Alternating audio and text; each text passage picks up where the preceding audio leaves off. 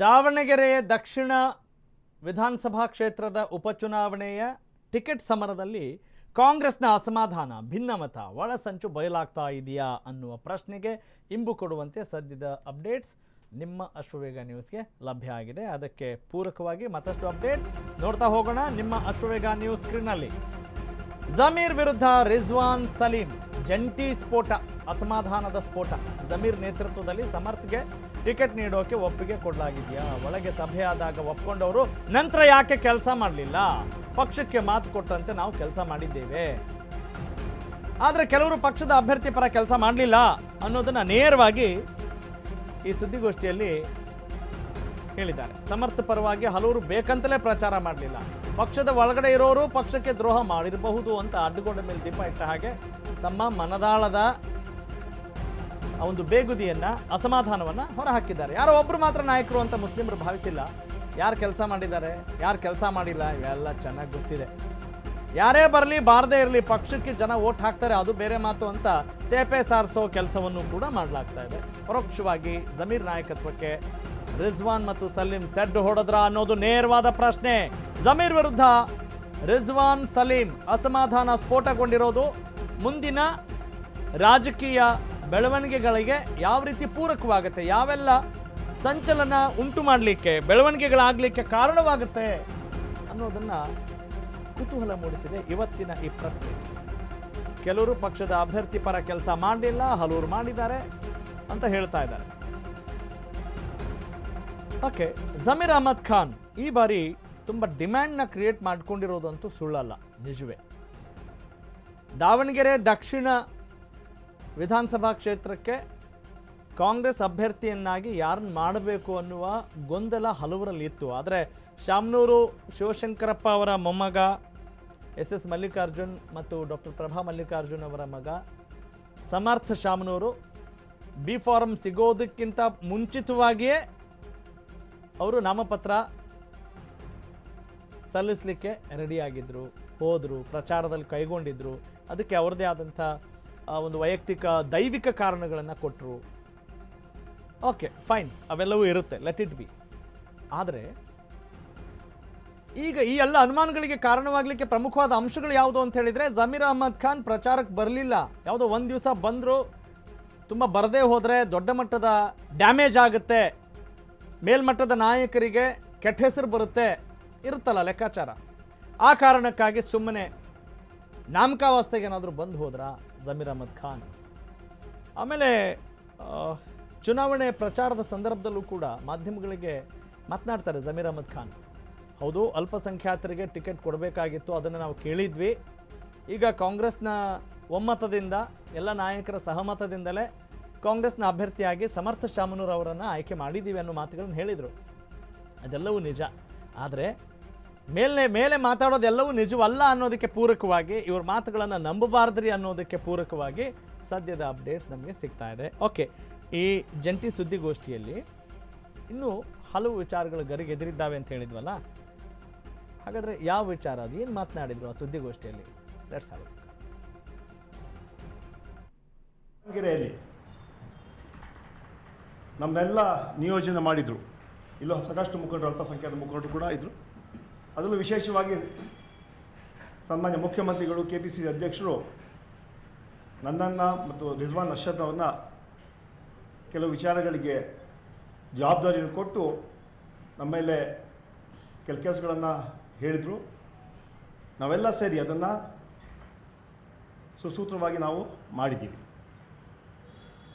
ಆದರೆ ಒಂದು ದುಃಖದ ಸಂಗತಿ ಅಂತ ಹೇಳಿದ್ರೆ, ನಮ್ಮ ಪಕ್ಷದ ಕೆಲವು ಹಿರಿಯ ಮುಖಂಡರು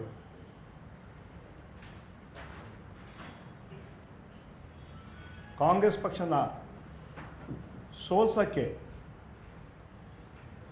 ದೊಡ್ಡ ಷಡ್ಯಂತ್ರ ಮತ್ತು ಹುನ್ನಾರ ಮಾಡಿದ್ದಾರೆ. ಆದರೂ ಕೂಡ ಅಲ್ಪಸಂಖ್ಯಾತರು ಕಾಂಗ್ರೆಸ್ ಪಕ್ಷದ ಪರವಾಗಿದ್ದು ಕಾಂಗ್ರೆಸ್ ಪರವಾಗಿ ಓಟನ್ನು ಹಾಕಿದ್ದಾರೆ. ಈ ವಿಚಾರ KPCC ಅಧ್ಯಕ್ಷರಿಗೆ, ಮುಖ್ಯಮಂತ್ರಿಗಳಿಗೆ ಹಾಗೂ ACSಗಳಿಗೆ ಮಾಹಿತಿ ಇದೆ. ಒಂದು ಜನ ಕಾಂಗ್ರೆಸ್ ಪಕ್ಷಕ್ಕೆ, ಕಾಂಗ್ರೆಸ್ ಪಕ್ಷ ಸಿದ್ಧಾಂತಗಳಿಗೆ, ಕಾಂಗ್ರೆಸ್ ಪಕ್ಷ ವಿಚಾರಧಾರೆಗಳಿಗೆ, 5 ಗ್ಯಾರಂಟಿಗಳಿಗೆ ಓಟನ್ನು ಹಾಕಿದ್ದಾರೆ. ಮಾಡ್ತಾರೆ.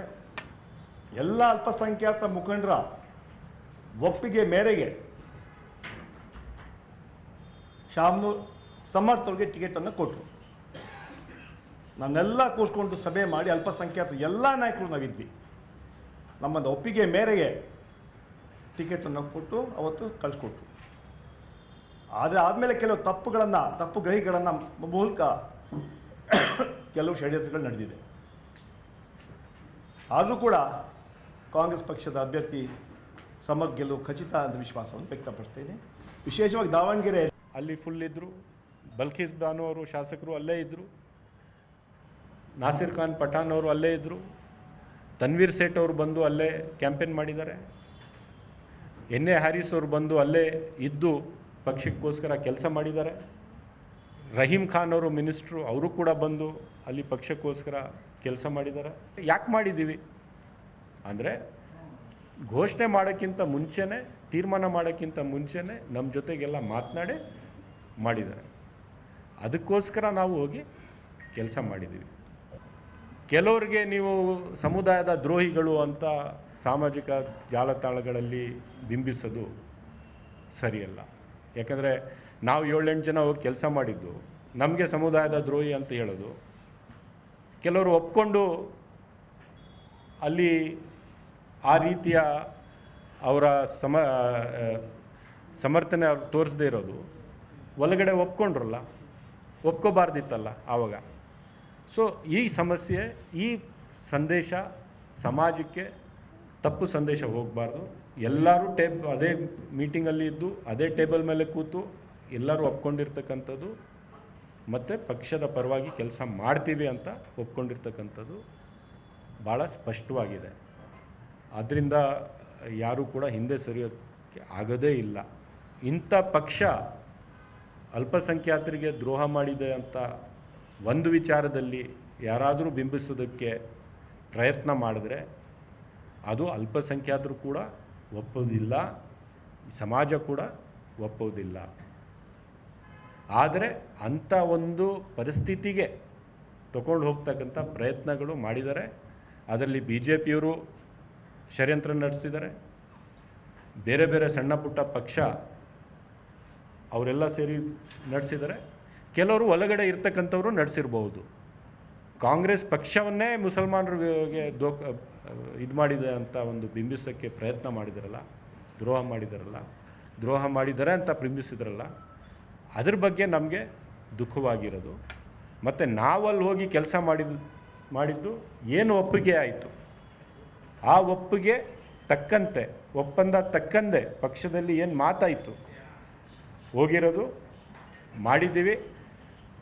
ಒಗ್ಗಟ್ಟಾಗಿ ಮಾಡಿದ್ದೀವಿ. ಯಾರು ಒಬ್ಬರು ಇಬ್ಬರು ಶ್ರಮಿಸಿದ್ದೀವಿ ಅಂತ ನಾನು ಹೇಳೋದಿಲ್ಲ. ಆಲ್ ಟುಗೆದರ್ ನಾವೆಲ್ಲ ಇಲ್ಲಿ ಕೂತಿರೋರು. ಈಗ ಸಯೀದ್ ಅಹಮದ್ ಅವರು ಇದ್ದಾರೆ, ಚೇರ್ಮನ್ ಆಗಿದ್ದವರು. ಈಗ ಒಬೇದುಲ್ಲಾ ಶರೀಫ್ ಅವರು ಇದ್ದಾರೆ, ಆಗಾ ಸುಲ್ತಾನ್ ಅವರು ಇದ್ದಾರೆ, ಚಾಂದ್ ಪಾಷಾ ಇದ್ದಾರೆ, ಮಕಾಂದರ್ ಇದ್ದಾರೆ. ಈ ಥರ ಬಹಳಷ್ಟು ಜನ ಈಗ ಇವರು ಕೆಲವರು ನಾವು ಇಲ್ಲಿ ಇರೋದು ತುಂಬ ಜನ. ತನ್ವೀರ್ ಸೇಠ್ ಅವರು ಭಾಳ ಕಷ್ಟಪಟ್ಟು ಕೆಲಸ ಮಾಡಿದ್ದಾರೆ. ಎನ್.ಎ. ಹ್ಯಾರಿಸ್ ಅವರು ಭಾಳ ಶ್ರಮ ಪಟ್ಟಿದ್ದಾರೆ. ರಹೀಮ್ ಖಾನ್ ಅವರು ಕೆಲಸ ಮಾಡಿದ್ದಾರೆ. ನಾಸಿರ್ ಹುಸೇನ್ ಅವರು ನಮ್ಮ AICC general secretary, Rajya Sabha member, ಅವರು ಕೂಡ 3 ದಿವಸ ಅಲ್ಲೇ ಇದ್ದು ಕೆಲಸ ಮಾಡಿದ್ದಾರೆ.